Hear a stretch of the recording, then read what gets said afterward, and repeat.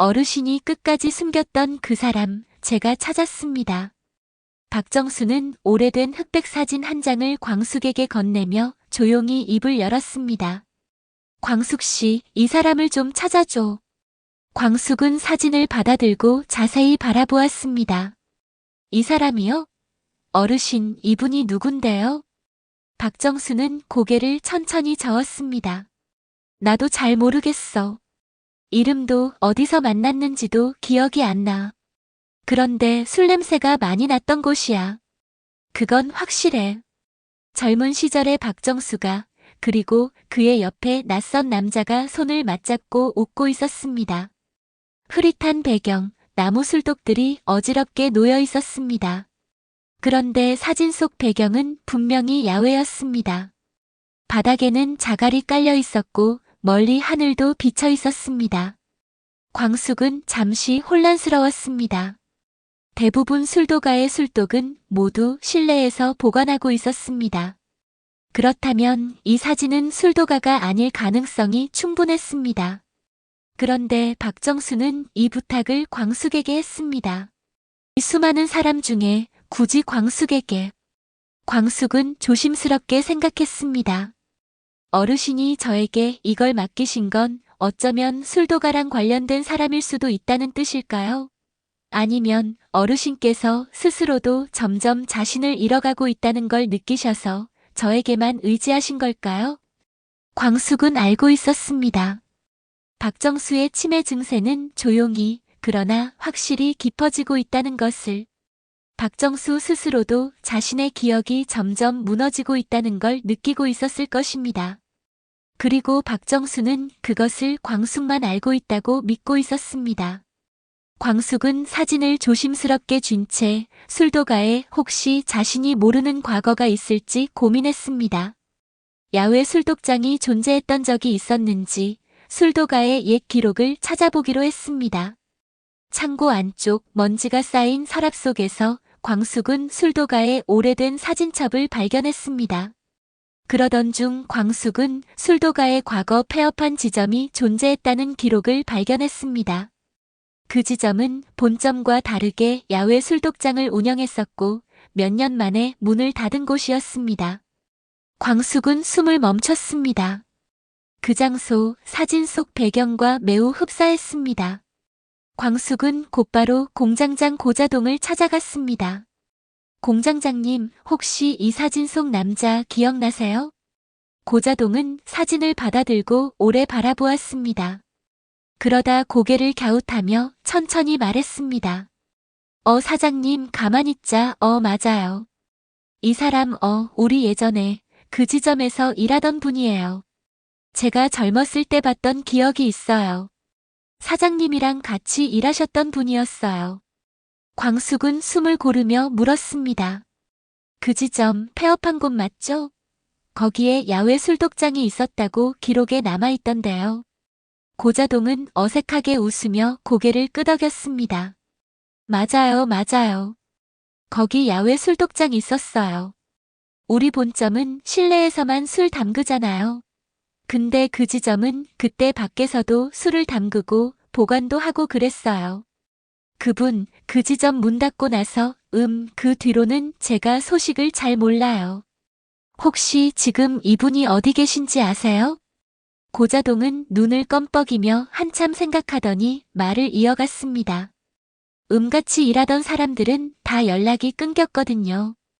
근데, 맞다. 예전에 들은 적이 있어요. 그분이 그 지점 문 닫고 고향으로 내려가셨다고. 어디인지는 잘 모르겠어요. 근데 제 후배 중에 그분 소식 아는 애가 있을지도 몰라요. 그 친구가 옛날에 그 지점에 자주 드나들던 애거든요. 광숙은 고자동의 소개를 받아 고자동의 후배를 찾아갔습니다. 후배는 오래된 공방을 운영하며 조용히 살고 있었습니다. 광숙은 사진을 내밀며 조심스럽게 물었습니다. 혹시 이분을 기억하시나요? 후배는 사진을 보며 한참을 바라보다가 천천히 고개를 끄덕였습니다. 이분 알죠? 성함은 박문식 씨입니다. 술도가에서 일하시다가 지점 문 닫을 때 고향으로 가셨어요. 제가 마지막으로 들은 소식은 박문식 씨가 충청도 작은 마을에서 혼자 술을 빚으면서 살고 계시다는 거였어요. 광숙은 감사 인사를 건넨 뒤 바로 충청도로 향했습니다. 좁은 길을 따라 마을로 들어섰습니다. 낡은 간판, 작은 술도가가 조용히 자리 잡고 있었습니다. 광숙은 문을 조심스럽게 열었습니다. 안쪽에서 술독을 정리하던 남자가 광숙을 바라보았습니다. 사진 속 그 남자 박문식이었습니다. 광숙은 천천히 다가가 조심스럽게 인사를 건넸습니다. 혹시 박문식 씨 맞으신가요? 박문식은 잠시 놀란 듯 바라보다가 천천히 고개를 끄덕였습니다. 네, 그런데. 광숙은 조심스럽게 사진을 내밀었습니다. 이 사진 혹시 기억나시나요? 이분은 박정수 씨세요. 어르신께서 꼭 한번 다시 뵙고 싶어 하세요. 박문식은 사진을 받아들고 오래 바라보았습니다. 그의 손끝이 미세하게 떨렸습니다. 박정수 정수가 아직 날 기억하나요? 광숙은 조용히 미소 지으며 말했습니다. 어르신이 많이 찾으셨습니다. 그리고 지금 어르신의 시간이 많이 남지 않은 것 같습니다. 기억도 점점 흐려지고 계십니다. 어르신이 잊어버리기 전에 꼭 한번 만나주실 수 있을까요? 박문식은 잠시 입을 다문 채 창밖을 바라보았습니다. 그의 시선은 멀고도 가까웠습니다. 그리고 천천히 고개를 끄덕였습니다. 제가 너무 늦었나 했습니다. 하지만 아직 날 기억해 주신다면 가야죠. 반드시 가야죠. 광숙은 가슴이 조용히 벅차올랐습니다. 박정수가 찾던 사람, 결국 술도가 사람이었고 그의 기억 속 가장 소중한 한 페이지를 지키던 사람이었습니다.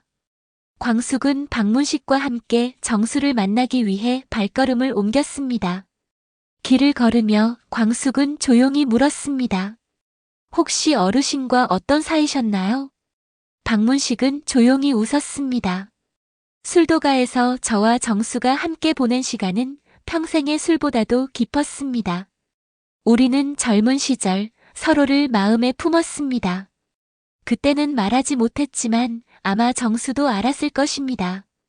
그분이 저를 그렇게 오랫동안 기억해 주셨다는 건 정말 제 마음도 함께 기억해 주셨다는 뜻이겠죠. 광숙은 박문식의 말이 가슴 깊이 남았습니다.